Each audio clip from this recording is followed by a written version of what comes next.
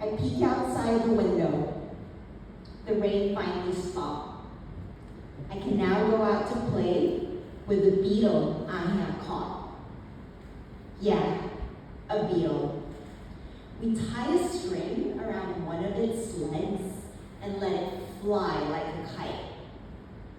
I figure I can take the beetle out for a spin, and Aya wouldn't know. I step outside. I carefully open the matchbox, and I hold the other end of the string. Voila! The beetle is flying. But before I can fully savor the moment, I feel something's wrong. The beetle is flying in circles.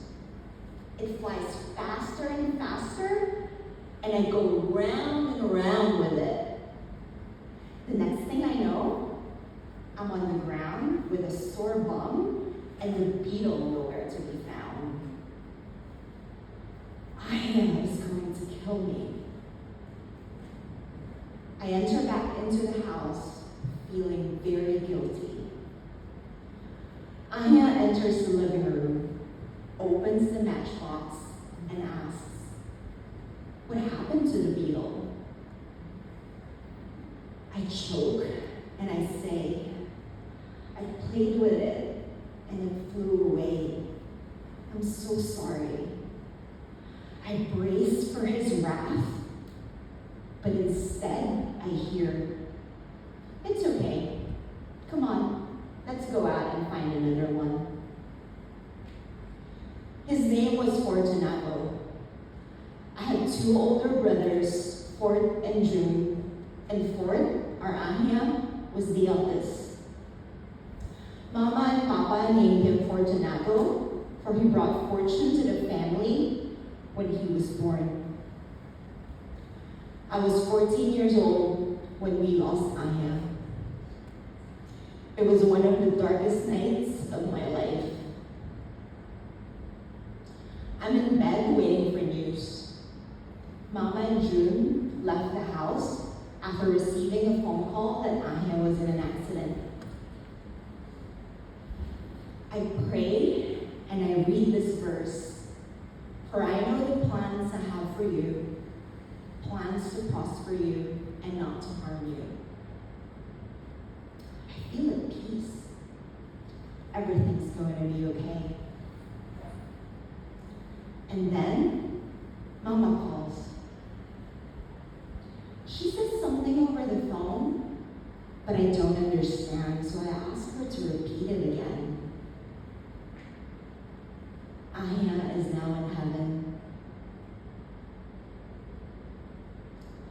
My world freezes. Tears come down fast and loose as if crying is the most natural thing in the world for me. I thought everything was going to be okay. Did I get it wrong? Aya was shot and died on the scene in his car. It was all confusing for me. To this day, we don't know the details of what happened. After I received that phone call from my mom, everything was a blur for me. But one thing stood out: what our family did for each other. My aunt and my uncle drove all the way from my hometown to pick me up from the city and take me home. Everybody in the family and our friends cooked and tended to guests who paid their respects to my brother. After his burial, my family and I gathered around in the living room to discuss how we will now live our lives. Heaviness filled the room. A hole in my heart was left that to this day I carry. It's been 24 years since that night. My family and I have been through more things together, including my move overseas and more recently, the pandemic. into 2021, and it's my birthday.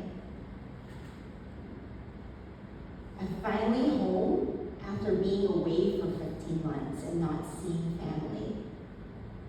Cakes and my favorite Filipino dishes, lovingly home cooked, are all lined up on the long table.